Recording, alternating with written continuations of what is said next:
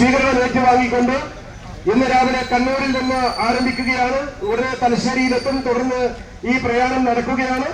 ഇവിടെ നിങ്ങളോട് നന്ദി പറഞ്ഞുകൊണ്ട് സംസാരിക്കുന്നതിന് വേണ്ടി ഈ പ്രയാണത്തിന്റെ നായകൻ കൂടിയായ എന്റെ ബഹുമാന്യനായ നേതാവ്, കേരള പ്രദേശ് കോൺഗ്രസ് കമ്മിറ്റിയുടെ ജനറൽ സെക്രട്ടറി കൂടിയായ മുൻ MLA ശ്രീ ടി ശരത്ചന്ദ്ര പ്രസാദ് അവരെ ഞാൻ വിനയപൂർവ്വം ക്ഷണിക്കുന്നു.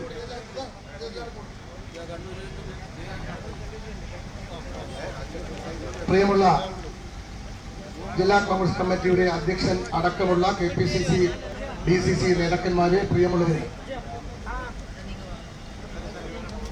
സഹോദരന്മാരെ, സുഹൃത്തുക്കളെ, രണ്ടാം ദിവസത്തെ പര്യടന പരിപാടി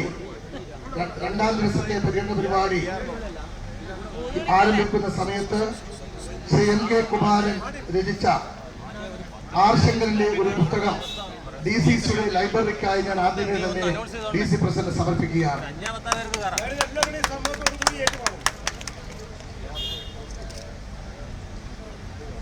ഇന്നലെ കുട്ടനാടിൽ നിന്നും ആരംഭിച്ച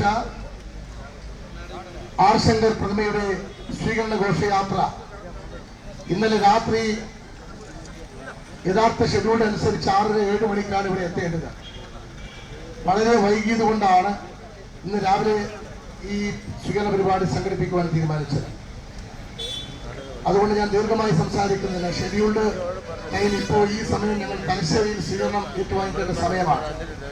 ഇവിടെ അധ്യക്ഷൻ DCC പ്രസിഡന്റ് അടക്കം ബഹുമാന്യനായ ഉദ്ഘാടകൻ ശ്രീ K ബാബു അടക്കമുള്ളവർ വിശദമായി ഇതിനെക്കുറിച്ച് പറഞ്ഞു കഴിഞ്ഞു എന്ന് എനിക്കറിയാം. അതുകൊണ്ട് ഞാൻ ദീർഘമായി സംസാരിക്കുന്നില്ല. 23 കൊല്ലക്കാലം അതികഠിനമായി ആർ ശങ്കർ ഫൗണ്ടേഷനുമായി ബന്ധപ്പെട്ട് നിന്നതുകൊണ്ടാണ് ശങ്കർ സാറിന്റെ ഈ പ്രതിമ ഇപ്പോൾ സ്ഥാപിക്കുവാൻ നമുക്ക് അവസരം ലഭിച്ചത്.